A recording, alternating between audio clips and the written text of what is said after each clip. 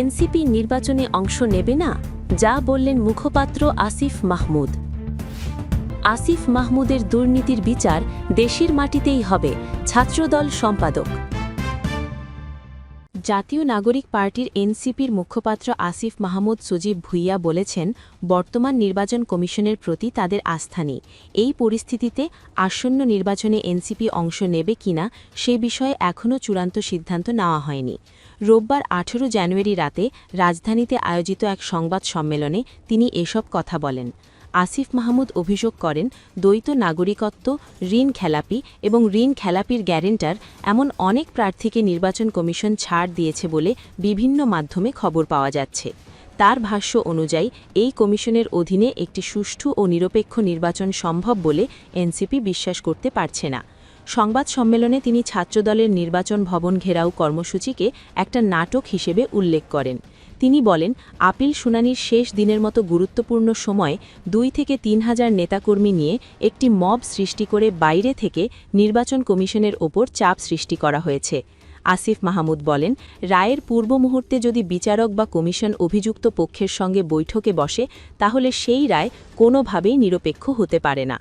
তিনি অভিযোগ করেন, কমিশনাররা বিএনপির একদল নেতার সঙ্গে 15 মিনিটের কথা বলে 1.5 ঘণ্টার বেশি সময় আলোচনা করেছেন এবং এরপর রায় দিয়েছেন, যা একপাক্ষিকতার প্রতিফলন।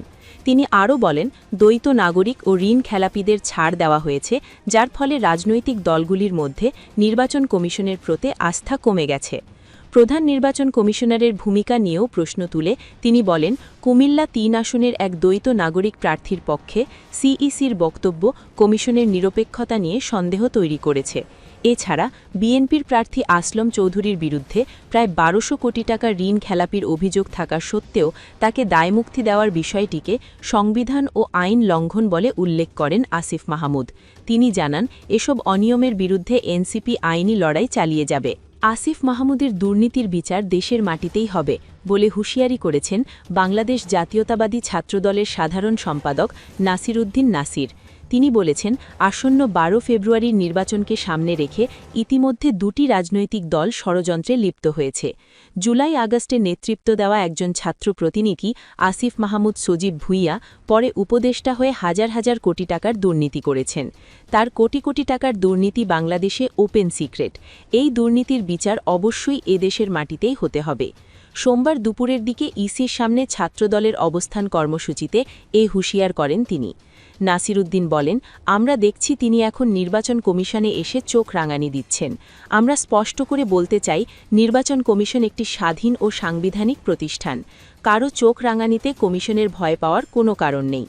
আপনার বিরুদ্ধে যে অভিযোগগুলো আছে সেগুলো বাংলাদেশের মানুষ জানে। সুতরাং আপনার হুমকি ধমকিতে বাংলাদেশ জাতীয়তাবাদী ছাত্রদলের কোনো নেতাকর্মী ভয় পায় না। আমাদের নেতাকর্মীরা মাঠে আছে এবং থাকবে।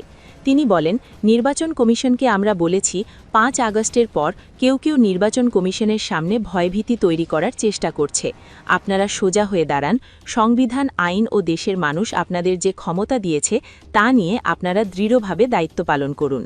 ছাত্রদল সাধারণ সম্পাদক বলেন, এখন বিশ্ববিদ্যালয়ে যত উপাচার্য দায়িত্ব পালন করছেন, শাহজালাল বিজ্ঞান প্রযুক্তি বিশ্ববিদ্যালয়ের মতো এত মিথ্যেবাদী শিক্ষক কোনো বিশ্ববিদ্যালয়ে নেই। তিনি যত কথা বলেন তত কথায় মিথ্যে বলেন।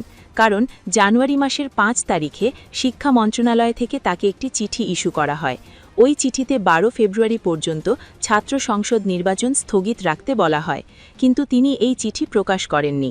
কোনো ছাত্র সংগঠনকেই তিনি চিঠির বিষয় জানাননি। পরে যখন প্রকাশ পেল, তিনি ঢাকায় এসে তার প্রিয় সংগঠন ছাত্র শিবিরকে জেতাতে তদবির করে আবার নির্বাচনের তারিখ 20 জানুয়ারি ঠিক করলেন।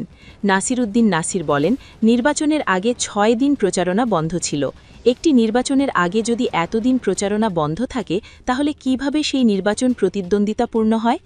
এমতাবস্থায় আমি মনে করি শাহজালাল বিজ্ঞান প্রযুক্তি বিশ্ববিদ্যালয়ের উপাচার্যের মতো এত মিথ্যেবাদী ভণ্ড প্রতারক আর নেই। তিনি এরকম একটি গুরুত্বপূর্ণ পদে থাকার নৈতিক অধিকার হারিয়েছেন। শিক্ষার্থীদের স্বার্থে অনতিবিলম্বে তিনি এই পদ ছেড়ে দেবেন। একই সঙ্গে আমরা জেনেছি শাহজালাল বিজ্ঞান প্রযুক্তি বিশ্ববিদ্যালয়ে ছাত্র সংসদ নির্বাচনের জন্য গঠিত ১৫ জনের নির্বাচন কমিশনের মধ্যে ইতিমধ্যে ৮ জন পদত্যাগ করেছেন। সুতরাং এরকম বিতর্কিত একটি কমিশন বিতর্কিত উপাচার্যকে রেখে কোনোভাবে নির্বাচন হতে পারে না বলে মন্তব্য করেন নাসির উদ্দিন। নাসির উদ্দিন বলেন, আমরা শান্তিপূর্ণভাবে নির্বাচন কমিশনের সামনে অবস্থান কর্মসূচি পালন করছি। ৩টি বিষয়ে সুস্পষ্ট ব্যাখ্যা না পেলে রাত অবধি এই কর্মসূচি চলবে।